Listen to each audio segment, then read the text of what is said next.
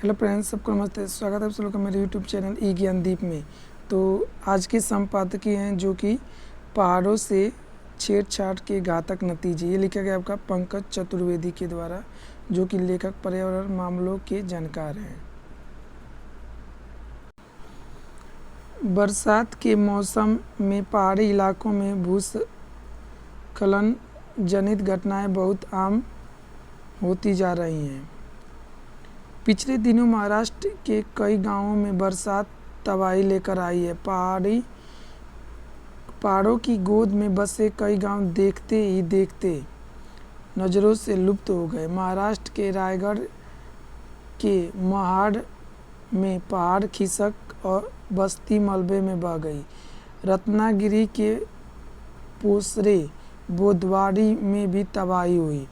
राज्य के करजात, दाभोल, लोनावाला आदि में पहाड़ सरकने से खूब नुकसान हुआ। उत्तराखंड के चमोली में पहाड़ के मलबे ने कई गांवों को बर्बाद कर दिया।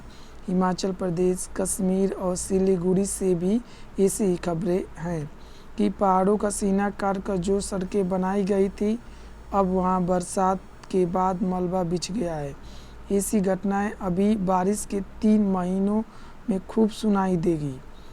जब कहीं मौत होगी तो सब कुछ मुआवजा बांटा जाएगा, लेकिन तबाही के असल कारणों को कुछ लोग जानबूझकर नज़रअंदाज कर रहे हैं। सुना है कि महाराष्ट्र सरकार अब पहाड़ों के तले बसे गांवों में अन्यंत्र बसाने की तैयारी कर रही है। पहाड़ खिसकने के पीछे असल कारण उस बेजान खड़ी संरचना के प्रति बेपरवाही ही होती है। पहाड़ खिसकने की त्रासदी का सबसे खौफनाक मंजर अभी कुछ साल पहले उत्तराखंड में केदारनाथ यात्रा के मार्ग पर देखा गया था। देश में पर्यावरण संरक्षण के लिए जंगल, पानी बचाने की तो कई मुहिम चल रही हैं, लेकिन मानव जीवन के विकास की कहानी के आधार रहे पहाड़ पठारों के नैसर्गिक स्वरूप को उजाड़ने पर कम ही विमर्श हो रहा है। समाज और सरकार के लिए पहाड़ अब जमीन या धनार्जन का माध्यम बनकर रह गए हैं और पहाड़ अपने और समाज को सहेजने के लिए संघर्ष कर रहे हैं। हजार साल में गांव शहर बसने का मूल आधार वहां पानी की उपलब्धता होता था। पहले नदियों के किनारे सभ्यता आई, फिर ताल तलैया के तट पर बस्तियां बसने लगी। किसी भी आंचलिक गांव को देखें जहां नदी का तट नहीं है, वहां कुछ पहाड़ और पहाड़ के निचले हिस्से में झील तथा उसे घेरकर बसी बस्तियों का ही भूगोल दिखेगा। वहां के समाज ने पहाड़ के किनारे बारिश की हर बूंद को सहेजने तथा पहाड़ पर नमी को बचाकर रखने की तकनीक सीख ली थी। हरे भरे पहाड़, खूब घने जंगल वाले पहाड़ जिन पर जड़ी बूटियां, पक्षी और जानवर होते थे। जब कभी पानी बरसता तो पानी को अपने में समेटने का काम वहाँ की हरियाली करती। फिर बच्चा पानी नीचे तालाब में जुट जाता। बड़ी गर्मी में भी वहाँ की शाम ठंडी होती और कम बारिश होने पर भी तालाब लबालब होता।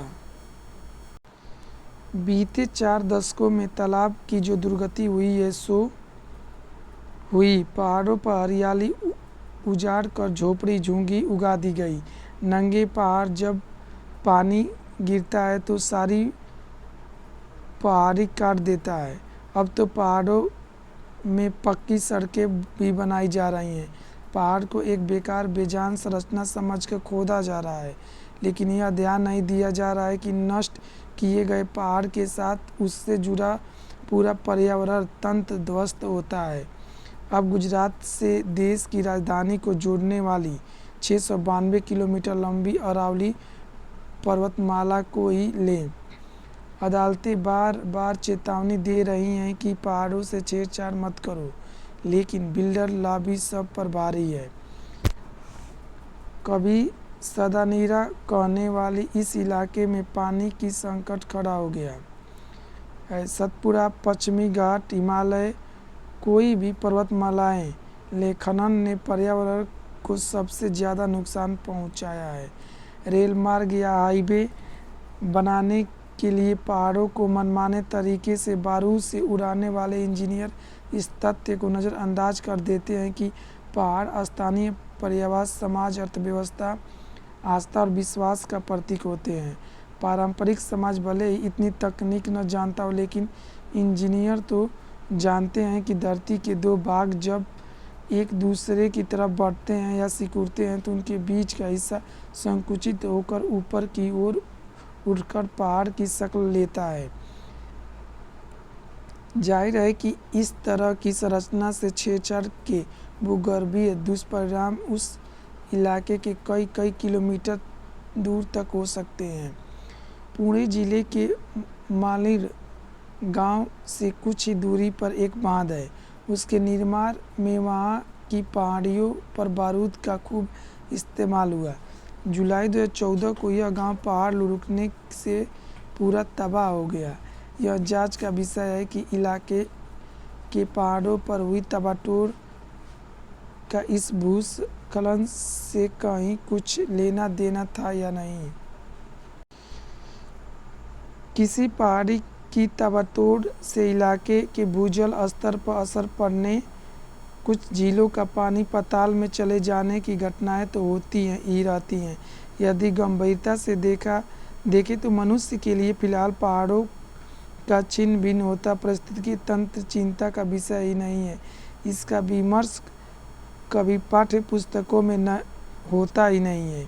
आज हिमालय के ग्लेशियर और वहाँ के पर्यावरण को बचाने के लिए तो सरकार सक्रिय हो गई है, लेकिन देश में हर साल बढ़ते बाढ़ और सूखा आड़ वाले इलाकों में पहाड़ों से छेड़छाड़ पर कहीं गंभीरता नहीं दिखती। पहाड़ नदियों के उद्गम स्थल हैं। पहाड़ नदियाँ का मार्ग है। पहाड़ों पर हरियाली न होने से वहाँ की मिट्टी तेजी से कटती है और नीचे आकर नदी तालाब में गाद के तौर पर जमा होकर उसे उथला बना देती है। पहाड़ पर हरियाली बादलों को बरसने का न्योता होती है। पहाड़ अपने करीब की बस्ती के तापमान को नियंत्रित करते हैं। वे मवेशियों के चारागाह होते हैं। पहाड़ गांव कस्बे की पहचान हुआ करते हैं। बहुत कुछ कहा जा सकता है इन मौन खड़े छोटे बड़े पहाड़ों के लिए, लेकिन अब यह ज़रूरी है कि उनका प्राकृतिक स्वरूप का अक्षुण्ण रखने के लिए कुछ किया जाए। Thank you for watching.